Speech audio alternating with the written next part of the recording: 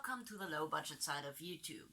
The side of YouTube where we buy chips because we don't want to waste our money on food. So what are we going to talk about today? Today I want to talk about a topic that is very fresh to me, and I think that is a little bit of a highlight for a lot of trans people. But it also comes with a lot of anxiety, a lot of uncertainty, and a lot of fears that you have when you start hormone therapy, that are totally normal. And I kind of just want to talk about that a little bit. When you start hormone therapy, you read a lot of online. You read a lot of you get told a lot. What is normal. When is your voice going to drop? When is that going to happen? What is the typical progression of hormone therapy? And when your changes don't match up with that normal progression of hormone therapy, you get anxious. And what I want to say to you, if you started hormone therapy or everyone else, is to be patient. For once, my voice didn't start dropping for about 3 months, and I was very anxious because of that, because I read everywhere that your voice drops at starts dropping at 4 weeks, 3 weeks. You might even start feeling some changes at 2 weeks. And so when that didn't happen to me, I got very, very anxious. I became afraid because I was like, oh my God, this hasn't happened for me yet. Is something wrong with me? And the second thing is that if you do realize that that you don't feel any changes, or you might not feel well, or you might think that a higher dosage is necessary for you, then talk to your doctor, because your doctor has had a lot of patients over the years, probably, who went on hormone therapy, and they know a lot of different ways that hormone therapy can progress. They can take a lot of your fears. They can educate you on how different the body can absorb the hormones that it's getting, and how different the experience can be for everyone. And I think it's also very important that if you feel like you need a higher doses, to not do that on your own. Consult your doctor as well, because a lot of the time the doses adds up, especially if you're using gel. If you're using gel and you get you get a test for the first time, probably after a month or so, it might just be that the gel is just starting to add up in the levels, and your levels are still, lower than they will be in a few months. So if you, for example, start, upping the doses as much as you want, as fast as you want, then suddenly you're at a level of 10, when the normal range, for example, for you is 6 to 8, and your body, that can have serious consequences for your body, which is why it is important that you don't demonize doctors when they say don't up your dosage. You need to be patient. That plays into that as well. Your doctor knows what's best for you, and if they say don't up on the doses, don't up on the doses, because it means that they probably found something in your blood samples that indicates that the dosage that you have might have serious health implications in the future if you do go higher. So if you say, okay, no changes are happening for me, I feel like I need a higher doses, always communicate that to your doctor and figure it out together. Maybe you need shots, maybe you need gel, maybe some other firms are better for you, because testosterone does not always equal testosterone. So that might also be the case. Don't do things on your own. Even if you get impatient, even if you want changes, always talk to your doctor. But that about doctors. Let's get to other points that I actually had a big problem with. And that is to appreciate the small changes that are, visible. After about 2 months, people actually started telling me that my face shape had changed, that I had, gotten more square of a face, and, rougher, face in general.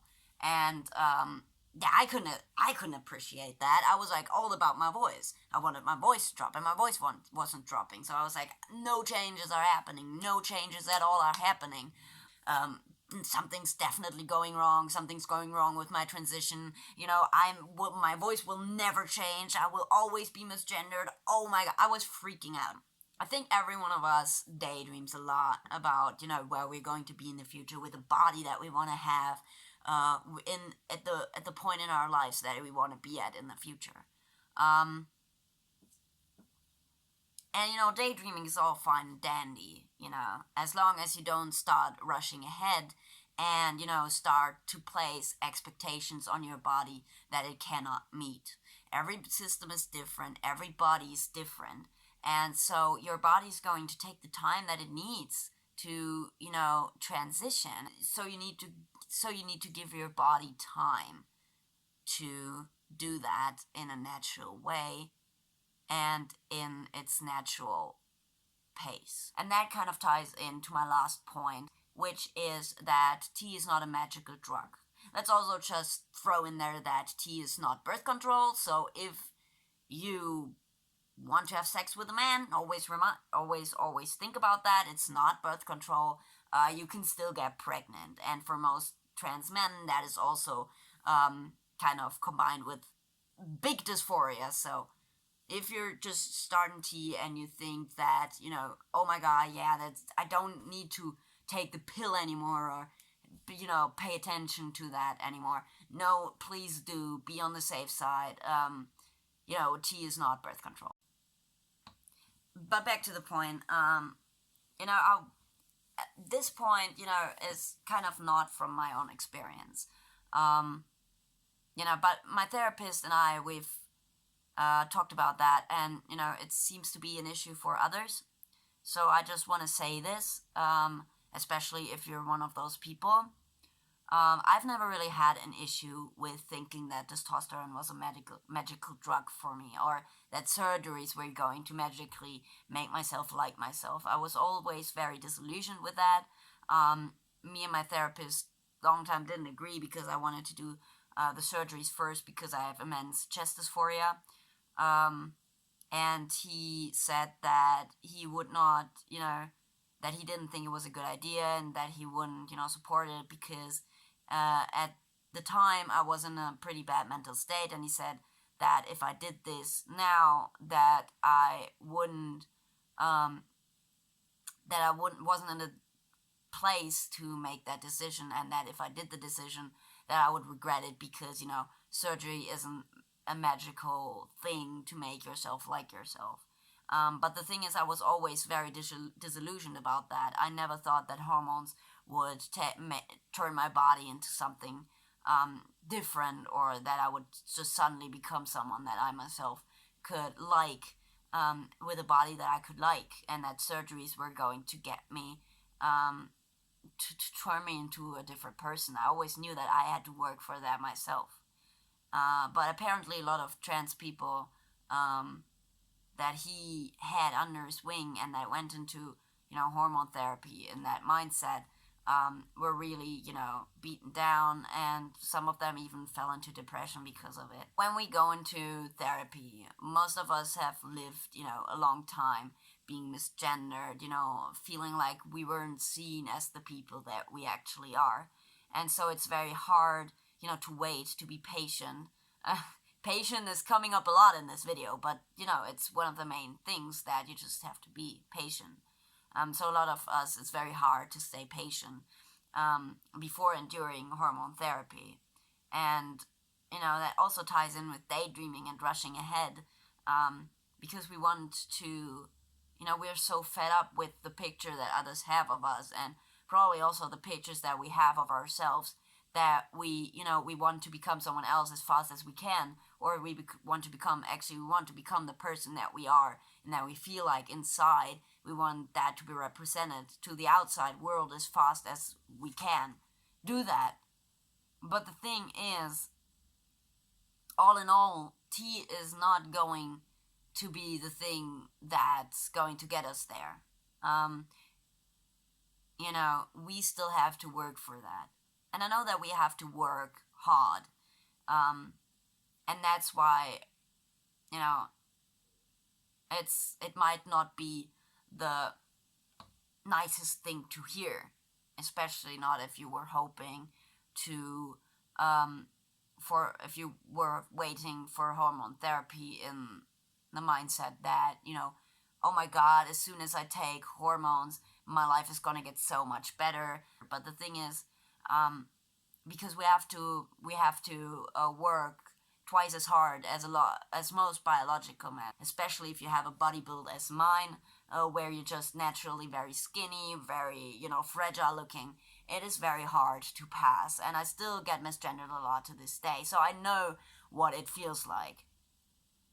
But you also have to stay on the ground, and you have to stay realistic. It's very, very important for your own mental health. And that's why I'm telling you this. Um, if you're going into hormone therapy expecting a big change, you're going to be extremely disappointed. You will have to, work to achieve the goal that you want to achieve. And hormones will help with that, but they won't turn you into Superman. But even though, testosterone is not a magical drug, testosterone is still going to make you feel a lot better. And it will give you a lot of confidence. And changing is not going to be that hard as it might seem now anymore. And I'm actually grateful for my therapist for reminding me of that. Because even though I didn't think that it was a magical drug, I might have thought just a little bit that surgeries and hormones would solve my problems.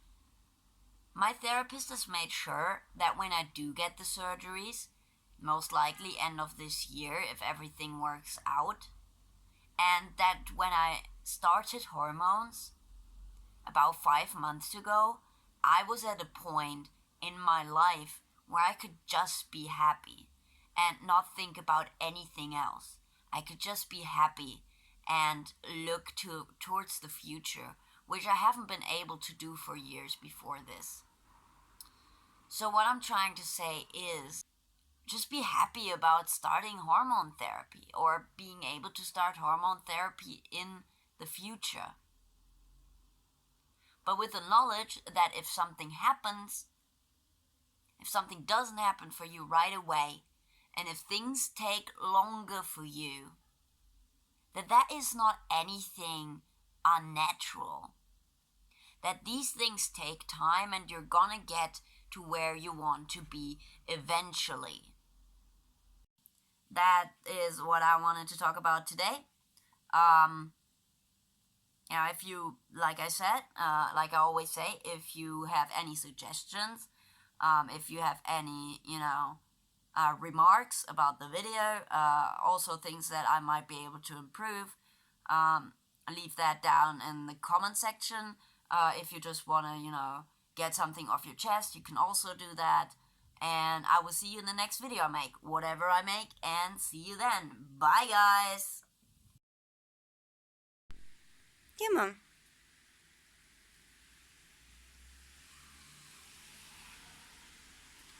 Yeah. That's right. We're gonna go for a bride. Yeah. Dude. Yay!